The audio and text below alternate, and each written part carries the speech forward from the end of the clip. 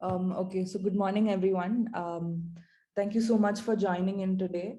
And I'm really sorry about the delay. Thank you for being so patient and not logging out. So we had a few technical issues at our end, hence the delay. But without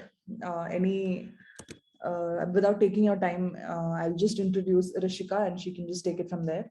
So Rishika Sadam, welcome Rishika. So she is an IIJNM alumna and she works as a special correspondent with ThePrint, and she's also the head of bureau for Telangana and Andhra Pradesh with ThePrint. So she's worked with CNNNews18 and Reuters previously. So today Rishika will be talking to us about the importance and the challenges of getting on the ground and reporting news, and how again essential it is in the age of social media where news gathering, delivery and consumption is all very instant. So she'll talk about the importance of ground reporting today. So welcome, Rishika. You can take it from here. Hello, am I audible? Yeah. Do I get started? Yeah. Right. My apologies for this technical glitch. It wasn't from my end and I had to figure out some app settings on my laptop. But anyway, I'm online via mobile and I really appreciate all of your patience and thank you for joining this session. And also thank you IIJNM actually for hosting this. So as I mentioned about what I am going to talk about, that's essentially the idea of ground reporting, especially when we're in the era of social media, and social media has such great influence on things we do in our day-to-day life. So, before I get started, I'd like to tell you that I want to make it very conversational. So, of course, there's going to be a Q&A session towards the end. But also, if there's anything that you'd like to highlight, that you'd like me to talk about, you can probably mention it in the chat box. I personally cannot see the chat box because I'm online through my mobile. But I think Nandana can probably talk about it. Nandana can highlight that to me. So like she mentioned, I am working with ThePrint as a special correspondent. Before this, I've worked with TV and I was with Reuters. Most of the time, even with TV and while I am with ThePrint, it's primarily looking at both these states, Telangana and Andhra Pradesh, and anything to do in these states, be it politics, crime, sports, or day-to-day civic issues or social issues. It's just me handling all of these things. So, of course, it's very challenging because today the way we consume news and the way platforms have evolved in this digital era, you don't really know what the audience would like. Sometimes you might think this is quite a local story. This might not make headlines, but to your surprise, it would be a national story where everybody has that interest and they want to probably, know more about it. And sometimes for you, it might be a very important story locally and you think this should probably play on TV or this should get a main page, even on your digital stream. And again, to your surprise, people would not really want to, editors even would not really want to take it as a main story. So that's again one challenge that you have to keep looking at. And initially when we talk about how we actually consume news or what kind of news is important or how to understand what's important or not, that's one area is how editorially you take a decision. But another area is how much of people would want to see or are they interested in what you're talking about. And in that, with respect to that, digital or social media, I think, has a great impact. Smallest of the stories that we think don't really have any audience, to your surprise, you'll see that they blow up on social media, that they do very good digitally, they get a lot of traction. So in this era, in this catering to the need of the audience, somewhere around news platforms have also moved what kind of news do we put in on our platforms. That's also changed how digitally we are looking at it.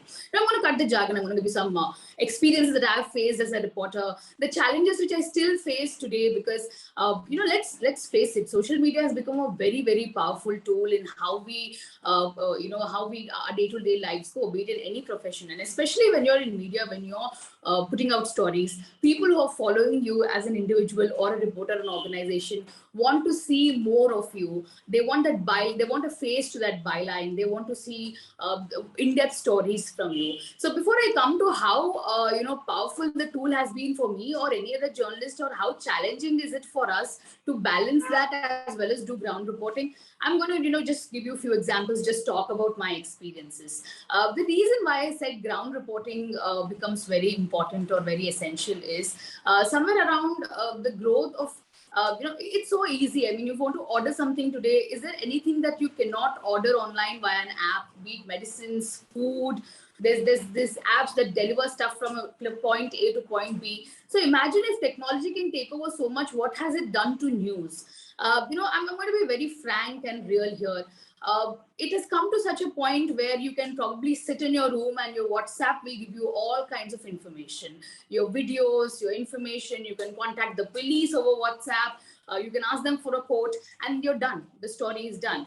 And because of the speed of digital media, even organizations don't have the time where they can give you that leeway key. Yes, get onto the ground, probably do something, come back and then file a story. Because by then, probably your rival is already doing it via, through WhatsApp or contacting them through technology, and then has all the inputs, and they just want to put out a first 400 take and all of that.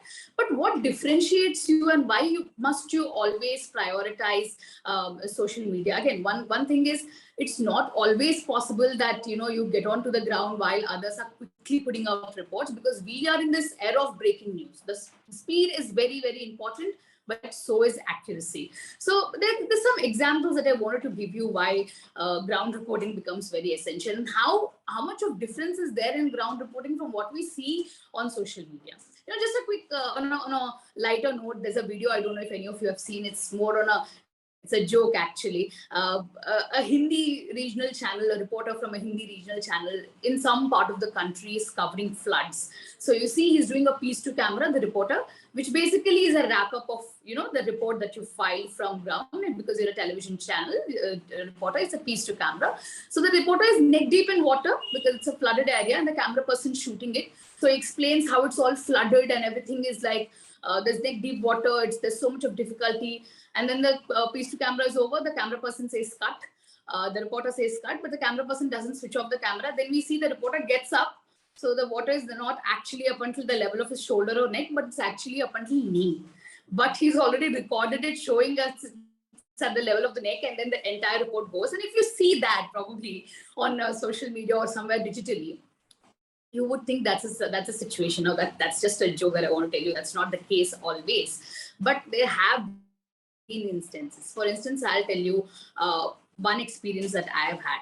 Now, social media is also a very powerful tool for us in terms of leads, contacts, and sources. So because I'm very active on Twitter or other platforms, people reach out to me for stories and all. So one tribal hamlet, some activist from a tribal hamlet crossing after Mehboob district, there's a place called Amragiri, which is a very beautiful tourism place too. They've reached out to me, a tiny village from there reached out to me saying, please come cover us, because government has given these pakka houses to these tribals, because there's something called Pushkaralu, which is a festival in the Telugu states. It has to do with water. It comes in once in a few years. That area borders the Godavari Krishna rivers. So people go there for, when the festival is around, they go there for praying, and there's a lot of devotees and all. So that festival happened in 2016. So government at that time apparently had constructed roads for that village, because you have to cross that village and then go to the river border. They've given them electricity, they've given them houses and all. But after the festival, everything was cut off. There was no electricity. And of course, because if there's no electricity, what's the point of staying in that house? So naturally, the tribals started moving away to their, the tiny hamlet and huts that they used to live before. So they kind of called me, they sent me pictures saying, this is the situation, please come cover us. And it's really in the interiors, okay? It's like 6-7 hours from Hyderabad. So I tend to travel a lot. So then I was like, okay, I kind of spoke to them. I kind of saw the visuals. I kind of spoke to the locals. And I was like, okay, this is a story and I can go do it, because if that's what it is, then let me just go check. And it's really far. So I spoke to my editor and I was on my way. And after 3-4 hours, almost, not even 3-4 hours, almost when I reached there, I got to know that's not the situation at all. It's an internal clash between a sarpanch and an upa sarpanch, who's the next in line. They both belong from different communities. So I also called the sarpanch, one of the sarpanch guys I also called, but my bad luck was I called the guy who was on the other faction trying to get this guy down. So the whole story is basically they both had an internal tiff, and they wanted, this Upa Sarpanch wanted to go against the Sarpanch, and the elections were due, polls were due anyway. So he wanted to go against, so he kind of orchestrated this story saying, there's no electricity, there's no this and all of that. But once I go there, I see the records that there is electricity. Of course, for a few hours, it might not be there because that's a remote area. But I've checked the bills, all of them have been paid, and fake bills have been sent to me by one of those sarpanches saying, what, we didn't pay this and all. But then once I got onto the ground, I got to know that this is more a caste thing, because both of them hail from different castes and they had some internal rivalry. So they had to do this, but the situation on the ground is entirely different. But when I spoke to the locals, when I spoke to the Upa Sarpanch, now try and understand it this way. I tried contacting as many people I know in those areas to try and understand the situation. Locals spoke to me. So you obviously trust when you get videos from there, when you speak to people and all of that. But on ground, the situation was entirely different. So this was a way, I wouldn't really say it was a lesson, obviously, because I couldn't just trust one side. I had to do double, triple checks when I'm going to such areas, because I'm traveling 7 hours to that area, and then I get to see this is a situation. And then my plan was also to stay after dark to see how they're dealing with it. But after 6 p.m., they did have, few of the houses did have electricity. It was just a billing issue that they had to clear, which they did. And of course, the activist apologized saying, no, I didn't really think this was the issue. But again, he reached out to me via Twitter. He put out his point of view. He sent me videos from there. He got some locals talk to me. So this is one area where you also see, once you get onto the ground, that, things are very different. Another thing is, elections. I've covered elections in both these states, in Andhra, Telangana. I've covered Karnataka elections. I've gone to Tamil Nadu for that. I'll talk about Andhra Pradesh. In Andhra Pradesh, caste plays a very big factor. So it has a strong influence on the politics, on the elections, on basically everything, more than Telangana actually. So when we cover elections, you are at a particular spot, probably in one of the constituencies, important constituency, where the chief minister is coming to vote or something like that. And then you're probably doing a live from there. But then there are so many videos that come in. They actually talk about there's rigging happening here. The police is not allowing us to enter here. Few of the activists, few of the particular party activists died here. And these are all videos coming via WhatsApp and all. And back then I was with television. So there's so much pressure, because if somebody is running that video, you will have to confirm it, whether it's actually true. Now, how do you do that? Because there are 175 assembly constituencies in Andhra Pradesh. You are in one constituency, and the news you're getting about certain rigging is happening. There's voting not being allowed. One party is alleging that these activists hail from the other party, and same allegations coming from the other end. How do you verify this? And the people, you can contact them, but you don't know who's on the ground. And then they say that 2 people in a clash, 2 people died. Now you don't know, how can you verify which party those activists are affiliated to, or are they actually affiliated to anybody? So it's a very challenging thing. And at that point of time, you need to put your foot down and say, that's not what I'm taking. I mean, when I was in that situation, obviously I had a lot of pressure calls coming from the channel saying some XYZ channel is running that 2 particular party activists in so-and-so area died. I'm like, how can you verify that? Unless I'm on the ground, or unless I'm there, or unless I trust a source who's confidently telling me that this is what happened, a neutral source. Now that can be very dicey when it comes to elections. How can you actually verify that is also a question. So these are also the challenges that I had when I was covering elections, especially. This so-and-so party is doing this so-and-so party, because these are all random people. They don't have any, I can just pull out a party flag or just stick it to my shirt and claim I'm from a particular party. Will you go back and check the records? Do you have that much of time? Because you're on TV, everything is breaking. It's a very challenging thing.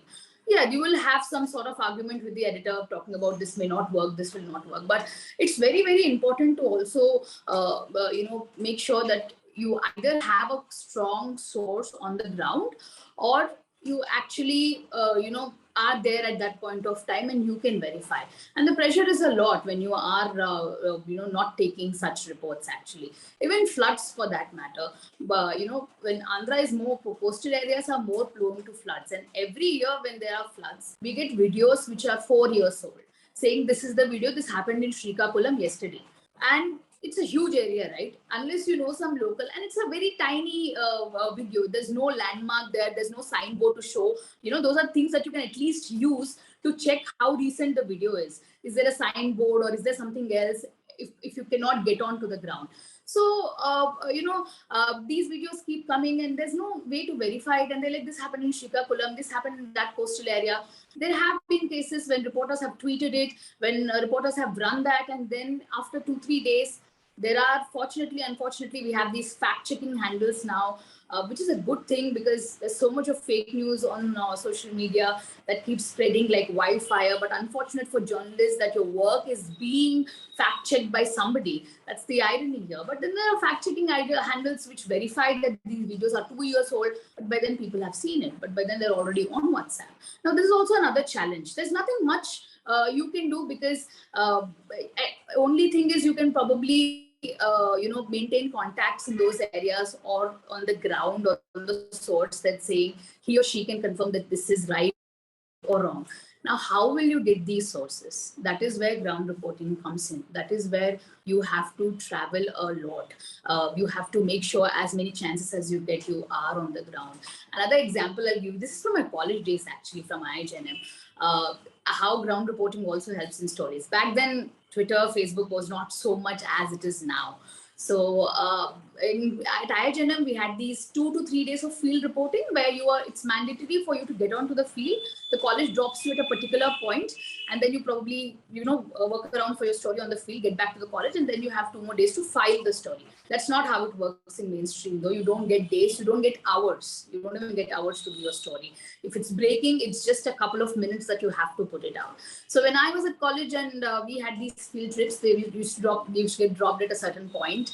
And when I used to spend most of my time at the municipal corporation office there, and I think most of the students do that too still.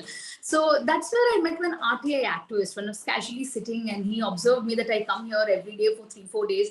I used to just go around, talk to officials because they don't talk to students. I mean, municipal corporation officials are so that only mainstream reporters themselves cannot get through to them. It's not so easy. Unless you're covering that beat for 4, 5 years, 6 years, then they talk to you off record, but it's not like you can just walk in to the office and say, hey, you know what, I need data for this. That's not how it works in the municipal corporation office at all. So imagine being a student. Nobody would even talk to you except the PRO, who, if and all, he was free. So I was there for some property tax story, 4 days. I'm just going there, spending time, sitting, not knowing what to do, who to talk to. I don't even know, and language of course is an issue. So then this RTA activist walks up to me and then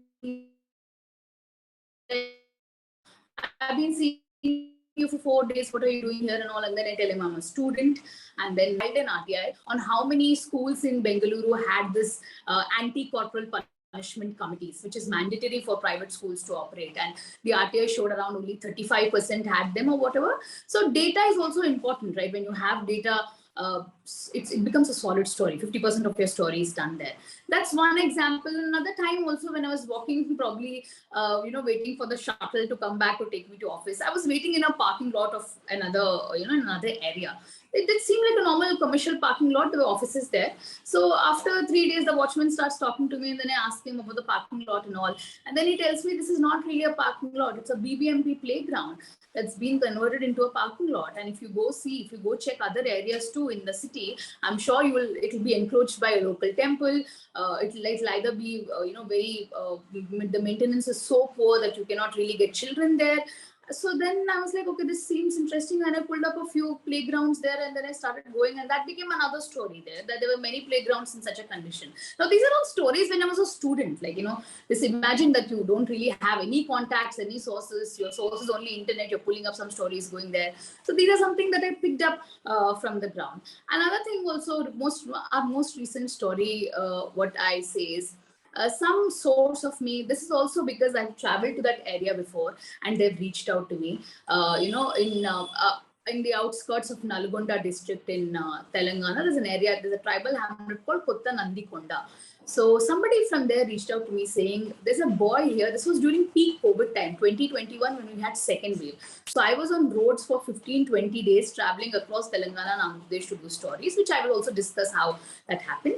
So somebody from the Kottanandikonda area reached out to me. Now, there's no network there also, saying we have a boy here who's COVID positive, and he's been sitting on a tree. He's isolating on a tree because he stays in a one-bedroom kind of a house with his family, and he could not risk contact. So he's there on a tree. Can you come and do something about it?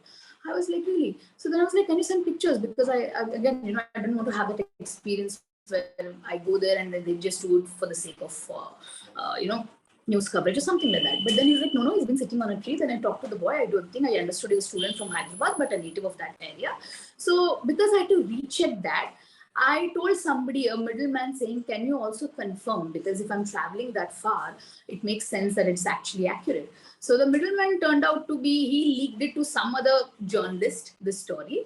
The middleman, and what the other journalist did was, she just casually called that boy up. She got the number. The middleman, of course, they will called the boy up, took some basic details, and put out a story on Twitter. So before I was on my way. This is like 6 hours from Hyderabad, and I was on my way. So before I could go there, the story was out on social media. She put out a tweet already, or did they play it? I don't know. I didn't watch that. But what differentiated when I went there was, we did a proper report of why he's sitting on a tree for so many days. Turns out nobody in the hamlet knew that there's a concept called isolation center. So they're like, what is an isolation center? We spoke to them. And once I went to that area, I got to know that it's not just one-off case. There are the women isolating in bathrooms, the people isolating on fields, because there was supposed to be an isolation center. Nearby school was supposed to be turned into an isolation center. And that didn't happen at all. And this boy spoke to us. I had to tie my mic to a stick because he's sitting on a tree and he's COVID positive. I cannot risk contact. So I had to take his bite literally with that stick, and then the family tells what's an isolation center. And when we put out a story that very day, I keep getting calls from the local police asking, till then they refuted the claim, saying aisa kuch nahi hai, because no reporter came to that area. They all kind of probably, put it on social media with a picture and all of that. But we had a proper detailed video. We spoke to them, we spoke to the family, we spoke to all the locals, and that kind of got a lot of traction. Then I got calls from the police, then I got calls from the health department asking, where is this? And within 2 days, they made that isolation center fully operational. And gave a full picture, why we even went to the isolation center, because not just claims that there's no isolation center. The report also showed me traveling to that isolation center. It was logged. There were beds and all, but it was logged. Nobody in the village knew what it was. And these are all called, in Telugu, we call them tandas, the hamlet. So for a group of 17, 16 hamlets is one isolation center. That's how pathetic rural health infrastructure is. So then when we went there, we saw, and then I was like, okay, then we shot there also. Then they opened it up in 2 days. They got the boy into that isolation center. They tried identifying women who've been isolating in bathrooms. And there's so much stigma attached to it. All of that was addressed and become a huge detailed report. And the kind of traction we got for the video and the ground report, because there were so many details, that also differentiates it from just talking on 2 minutes on phone and putting out a tweet or putting it out on social media. That's also very, very important. But also there's a downside that people are now into these short form kind of news. So not everything will give you that kind of advantage where you get onto the ground and there's a report that's so detailed. But reports which you can do in such detail, reporting, that gets a lot of traction too. That story was one of the most read stories on our platform for almost a month, of how a boy, and even international platforms had picked it up and all of that. And then I moved to Andhra for my COVID coverage. And then they were like, all the graveyards have this huge line. The videos coming out, they're like, a lot of graveyards have this huge line where people are dying and all of this. And I'm like, okay, let's go there and see. And I went there for 3 days, 4 days. There wasn't any huge line that they showed in the picture. But for a person sitting somewhere in Hyderabad or some other city, they were like, okay, this is a situation in Andhra. But what led me, once I went there and I started spending time in 4-5 graveyards in Andhra Pradesh in a certain city, is how there have been huge lapses in the death toll count that the state has been giving. So we spent some more time there in all of the graveyards, not 1, 2. There were 10, 12 graveyards that I visited. took care of the numbers. Now, these are all people from outside also coming. It was a huge detailed investigative story that we put out, that there's such a big lapse in the number of, in the death toll that the state has been putting out. There's so much of difference. And that story too, after a few days, Andhra government had issued a rejoinder to me, obviously, saying this is false. But then we had solid proofs. I mean, I was sitting on the ground. Every body that was coming in the graveyard, I saw the death. Was it due to COVID? Which state are they from? Because sometimes outer states also come in and the people kind of get admitted here. Those death toll does not get count under Andhra government thing. That was the explanation. But I had to see which district are they from, when did they get admitted, when did they die, why are they coming here, all of this. This took like a week time of mine, a week's time. And also when I'm on the ground, sometimes earlier when I was with the channel, I had a team, but now when I'm a multimedia journalist, where I shoot by myself and all of it. Sometimes I'm alone. Sometimes I probably have somebody as company. There were also managements of some private graveyards which started threatening me to just walk away from that place, or they would get physical and all of these. This was at night 9 p.m. or something like that. So there are also risks like that, especially when I'm traveling, I do experience things like this. But that story gained a lot of attention because we're not just showing how one random video on social media shows about the line outside the graveyard. There was no line, but again, when you spend an entire day, you see that the death toll is such huge difference in the death toll what we're talking about on paper and what we see on the ground. So of course there has to be clarification sent out by Andhra government and all. That's also there. I mean, and in this traveling only, COVID has been such a something that we didn't expect, and it has confined us to our homes. And unfortunately, reporters did not have, or not all of them have, that luxury of staying back at homes.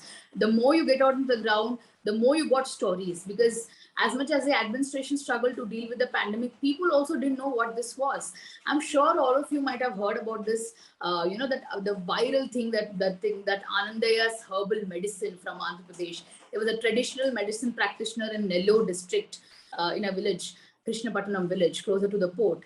And he was a traditional medicine practitioner who probably gave these plant-based medicines to fever and cough in the village locally. But then he kind of prepared a portion that everybody claimed that cured COVID, even the most severe cases. And it became so viral that people from ICUs, from the ambulances, straight away came to that village to take a few drops, and they were like, oh, we're feeling better. This was like the most viral story at that point of time. And there was so people were reading about it. Is it true? Is it actually?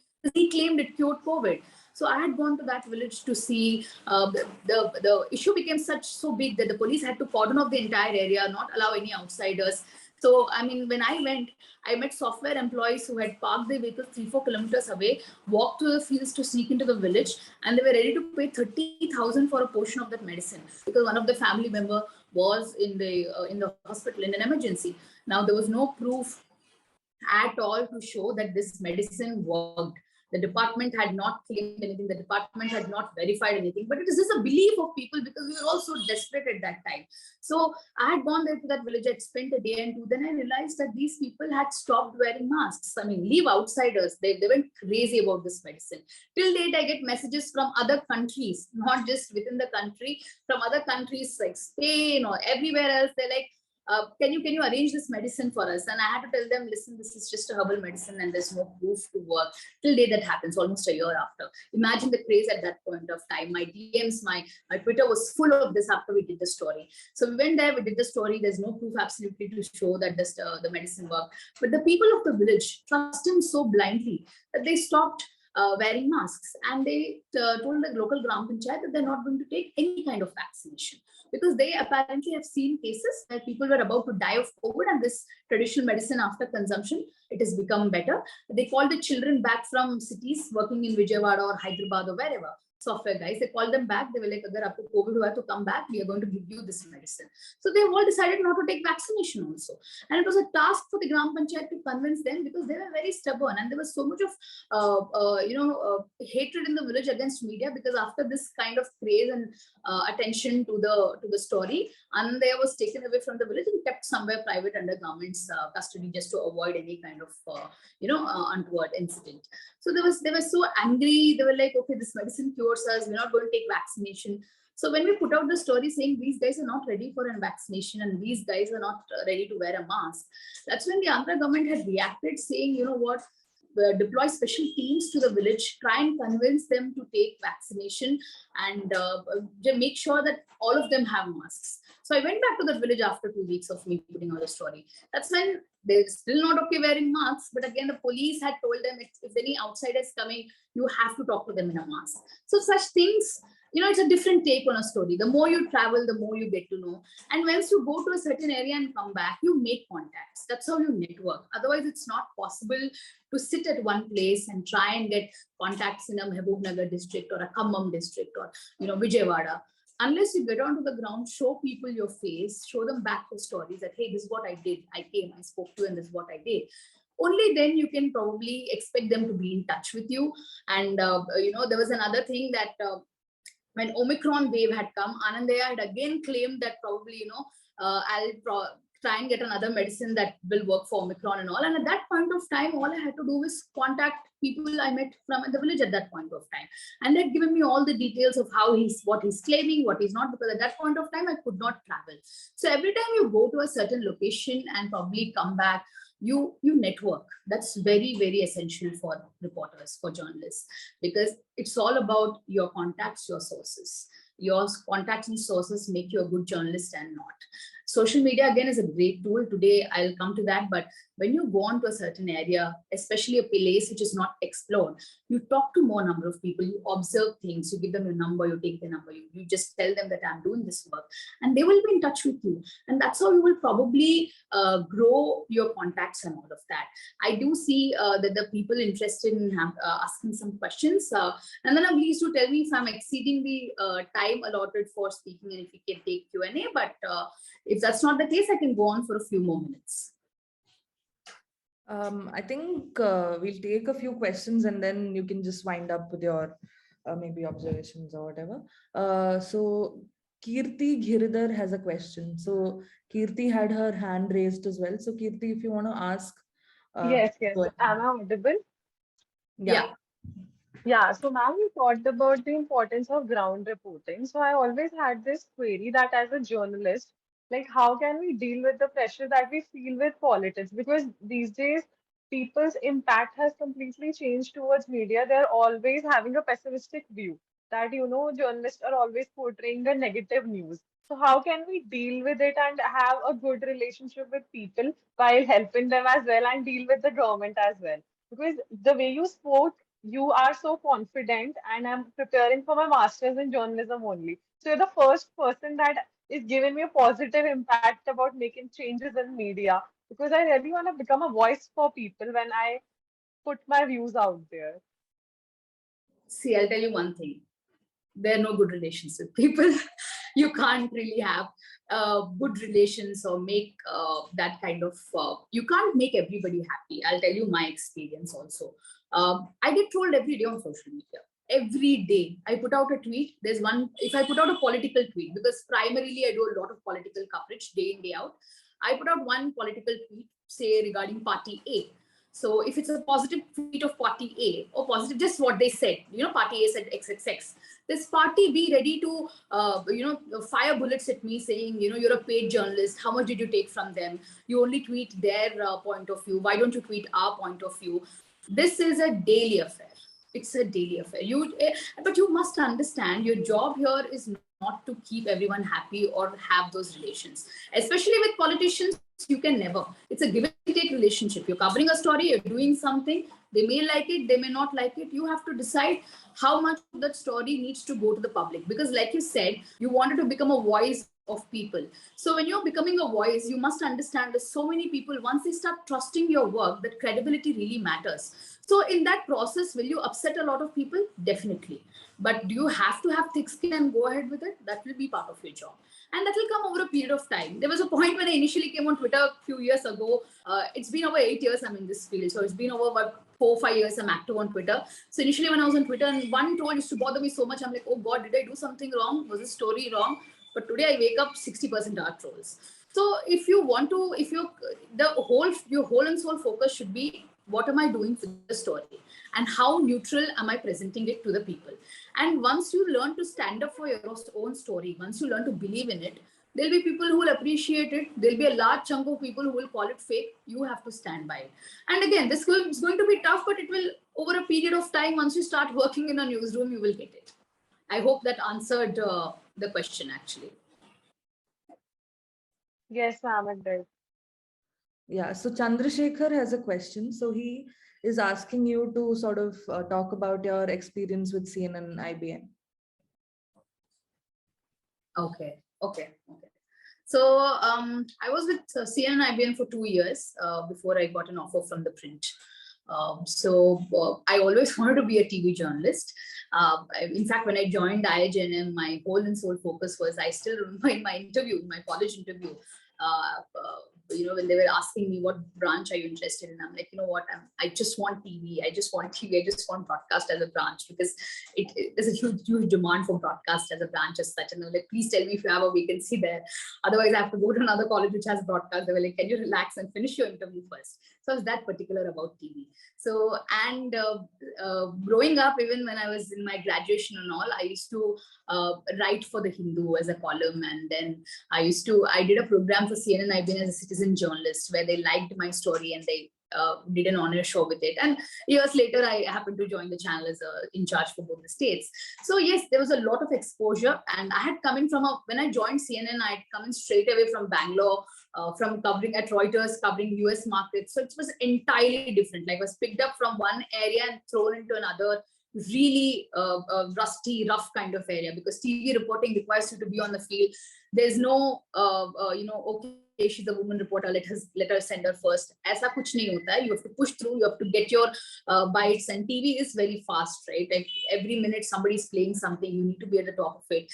But again, at that point of time when I was working with CNN, the good part was I always knew, I made sure that I stick to my stories. And if I didn't believe in a certain story, I used to put my foot down and say, I used to argue and say, this is not going on it, it's not going on it the way you see it. Because you're sitting in Delhi, the story is something else for them. The way they see it is, again, social media. They can take it from Twitter. Twitter पे ये चल रहा है, किसी ने tweet किया है, ये check करो, हम play कर लेते हैं. This is how it is. Because again, they are under so much pressure. Imagine some other channel is playing it, some other reporter believed that story and they are playing it. And I found out it was false. So there were a lot of arguments that way, but they always respected that. And in that process also, when I was with CNN, I met a lot of people, especially politicians, took interviews. Again, another form of networking. So, one of my CNN colleague, when I just entered, told me also, one day I was casually sitting at the office and I was like, today the focus is on another state, maybe there's not going to be much from our state. So I'll just chill at office. That was a random day at office. So then one of my very senior video journalists had told me, there's nothing called chilling. If there's no life, you better get out and start networking. Go meet people, randomly go meet people. Go meet some politician if he's free. Just network. So that next time when you need something, he or she will remember that you came and spoke to them and call you back. So that was also an exercise I learned there. I was like, okay. And it was very, very important when you are presenting your states to a national audience. As it is, there's a thing that Delhi does not understand South. So the onus is on South reporters to how well and how accurate are you presenting your states. So it was also an exercise for me to make sure that in the limited time you get on air, your lives have to be very crisp, very understanding, that a audience sitting in Delhi, Chandigarh, Uttarakhand, somewhere around, opens, probably watches your channel, they understand what's going on from A to Z. You cannot assume that they know stuff. So all of this was an exercise. I think that's something I learned at CNN too. Okay, do we have any other questions? You can raise your hand or you can just type it in the chat box.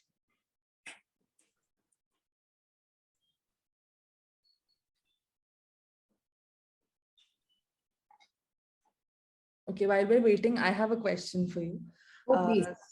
I wanted to ask you, as news consumers, right, as people who are on social media, who are active probably on Instagram or Twitter, and you do get news from there, like the breaking news that we see today, people have started to, at least millennials have started to move away from TV, and you get your breaking news on Twitter and other social media channels. So how do we as consumers discern between what could be fake or surface level news? Like, as you said, that, it must have happened, but when you go out there, you'll see that that's not the true picture, that this is one side of the story. So how do we as consumers discern between the ground level truth and the surface level stories? Because we see that verified journalists also retweet, and then that you believe that to be true as well, right? So can you share a little bit of insight about that? That's true, actually. In fact, in my circle, at least, there have been several journalists who really are very, very credible with the information, but there have been instances when they actually shared a story which was completely different from what was happening on the ground. Now, that's a very big challenge. Also, one of the reasons why news consumption or news platforms, how they're operating, have shifted to digital is because the way it's being consumed. People are in for that short stories that they see on social media, that speed. So that's the biggest downside, the irony here. But if I want to, whenever I talk to people, whenever I talk to whenever I host these talks to even non-journalism students or general audience, I try and keep telling them only one thing, that there's a great responsibility on a consumer to try and identify a platform that gives you very neutral and in-depth news. Now, that comes after you see multiple platforms, follow a lot of works from other reporters, and then see, okay, what is happening. So that onus again is there on the consumer to understand which platform is good, which is not. There are a lot of people who would prefer some sort of a propaganda medium. Then there are a lot of people who follow really smaller platforms because they know that this is more credible. So that's a challenge again. That's something that's going to be never ending. It's the more the consumers try and identify and drift towards ground reporting, I think that's when news platforms will also invest more in sending reporters to the ground. But if you ask me, how can we differentiate and all, I would say try following different kind of reporters and their work and the platforms. See, by now everybody, I think, is smart enough to understand what kind of mediums operate as a propaganda and what don't. But then there are also sometimes the pressure is also there on others. But even if you trust a certain reporter in their work, try and follow them individually. And if you trust a certain platform, once you see similar story from 3-4 platforms, you will probably know, which is probably giving you an in-depth coverage, which is a lot more accurate. You can sense it from the reports. Somebody's just quoting somebody, or somebody saying reportedly this man did this. There's a lot of difference between that. Then the reporter saying, when we visited that area, we found this. So you know that the reporter actually took the effort to go there. So those, again, that responsibility is there on the consumers, but I think that change needs to happen where you follow multiple platforms and you understand that, okay, fine, this is something that I can stick to and all of that. But not just platform, even the reporters who are following the story, I think when you do that. But there have also been cases, like you said, even the most verified accounts have had incidents like where they treated fake news. That's something, I think, that's the biggest threat at this point that we all have to fight as journalists and as people consuming news.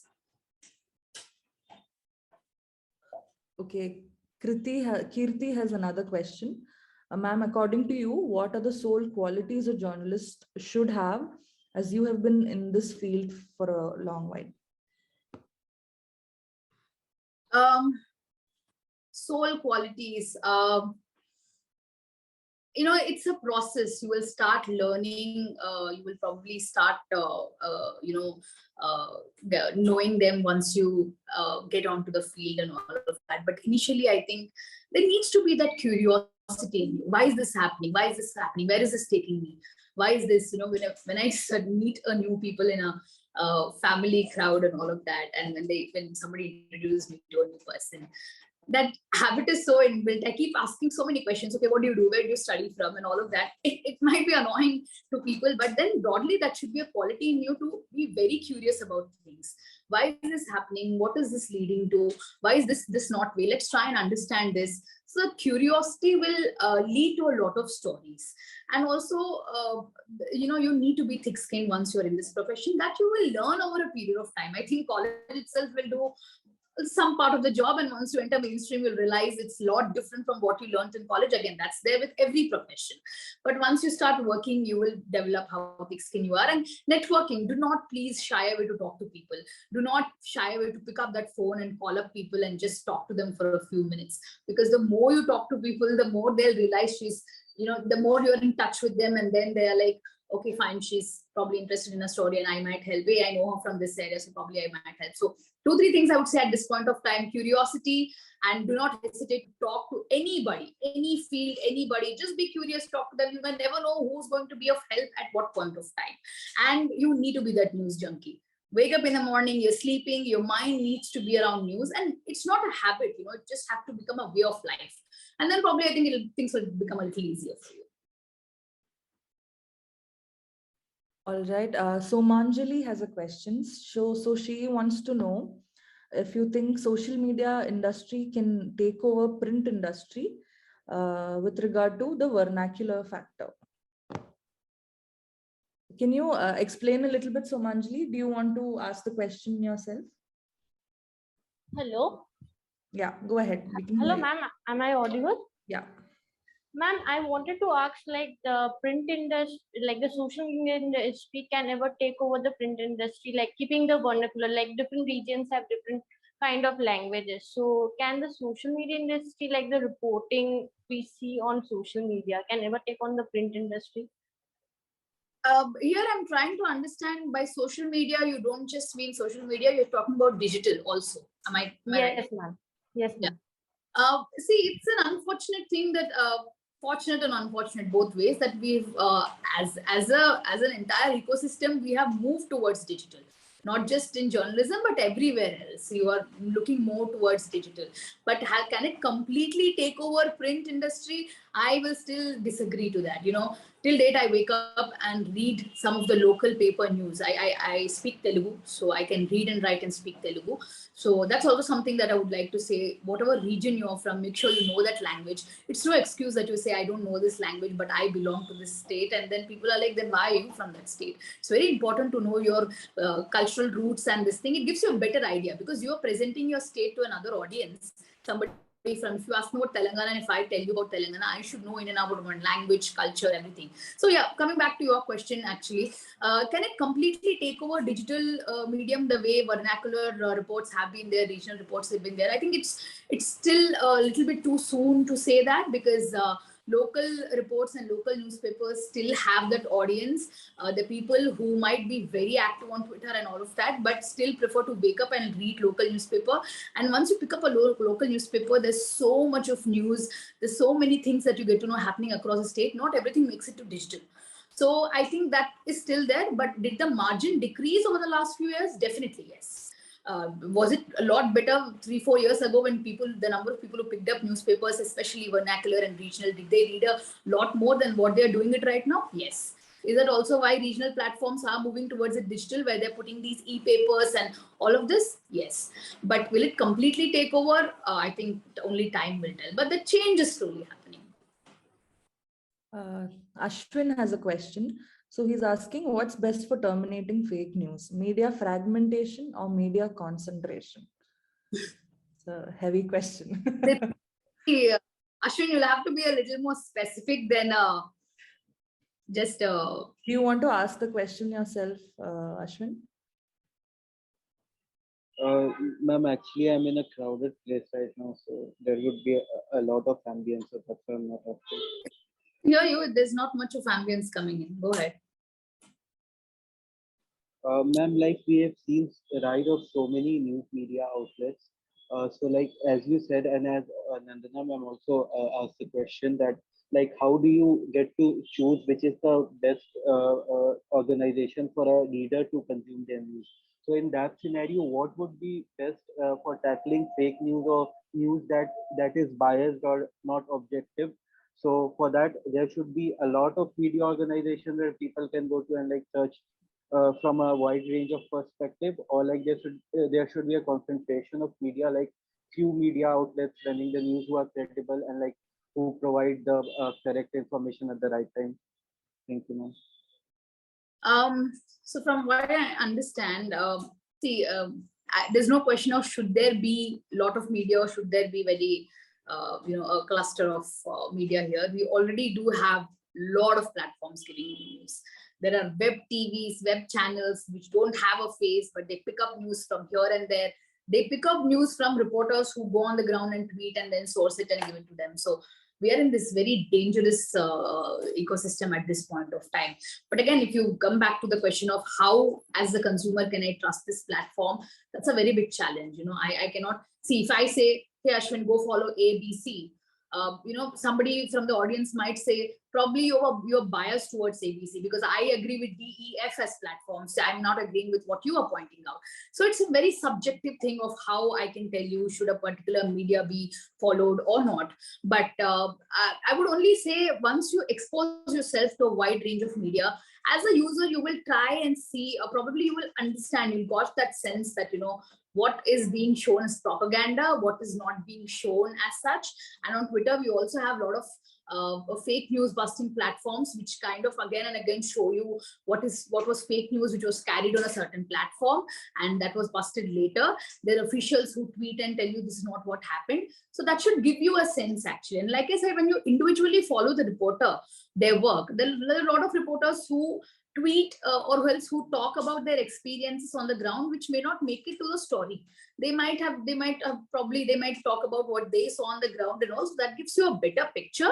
Again, where it's a very kind of, how do I say, a very complicated platform of there's no clear answer to it. There's no black and white, but as user, you probably have to navigate your way through and then find a, this is what works for me, this doesn't. Thank you, ma'am. Thank you, Nandana, ma'am.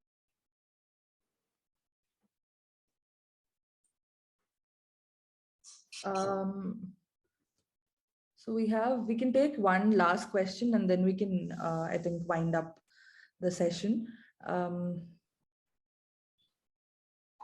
think Sadat, if you want to ask the question directly, I don't think I'll be able to read it out.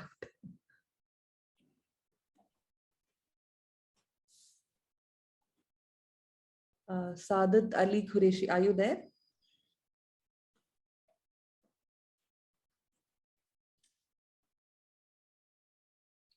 Okay, so then I think we can wind it up if we don't have any more questions. We've overstepped the time a bit, even though we started late. So I just want to say thank you to Rishika on behalf of IIJNM and to all of the participants today.